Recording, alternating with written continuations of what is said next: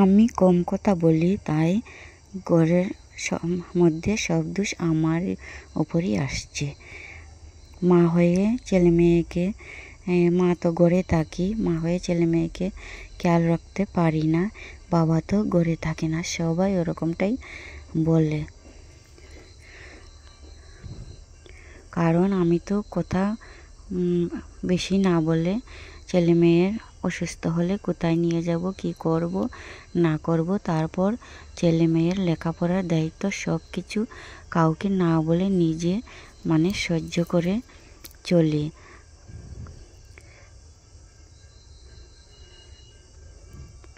তারপরেও সব দোষ আমার ওপরই আসছে।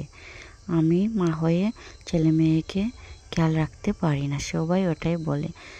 এখন দেখছি কম কথা বলার মানুষের উপরই সব দোষ আসে। তাই আমি সবসময় এখন তোমাদের সাথে ভিডিওতেও শেয়ার করি ঘরের প্রবলেমটা, আর আশেপাশে লোকেদের সঙ্গেও আমার ঘরের প্রবলেমটা একটু শেয়ার করি।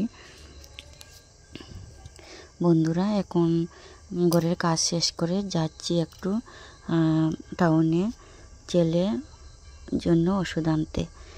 আগে একবার ডাক্তার দেখিয়েছিলাম, প্রেসক্রিপশনটা দেখিয়ে ওষুধ নিয়ে আসব। ছেলে ভাত খেতে পারে না, কয়েকদিন পরে পরে জন্ডিস হয়ে যায়। ডাক্তার দেখিয়েছিলাম, ওই প্রেসক্রিপশনটা দেখিয়ে এখন ওষুধ আনবো, যেহেতু এখন আবার ভাত খেতে পারে না। আমার ঘরের প্রবলেমটা, আমার ঘরের ব্যাপারটা আমি জানি, কাউকে বলি না, তাই সবাই আমার উপরেই দোষ দেয়। আমি নাকি ঘরে থেকে মা হয়ে কোনো কিছু খেয়াল রাখতে পারি না।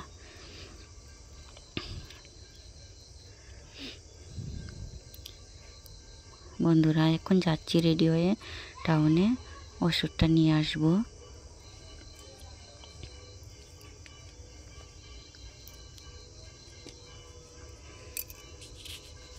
বাসে করে যাচ্ছি, আর একটু ভিডিও করে নিলাম।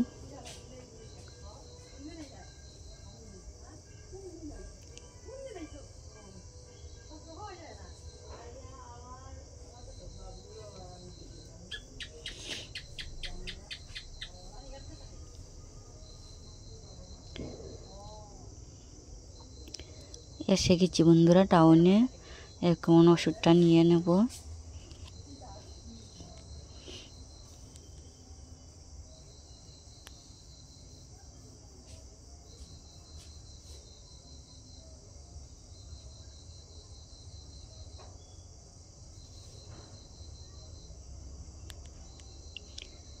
দেখো, এখন আমার ওষুধ নেওয়া হয়ে গেছে, এখন ঘরে যাব।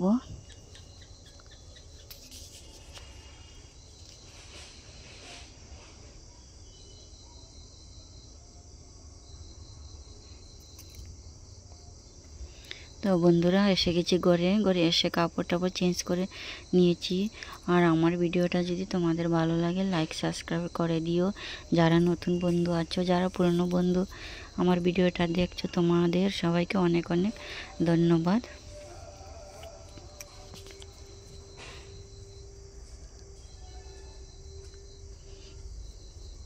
তো বন্ধুরা, রাখছি ভিডিওটা এখানে।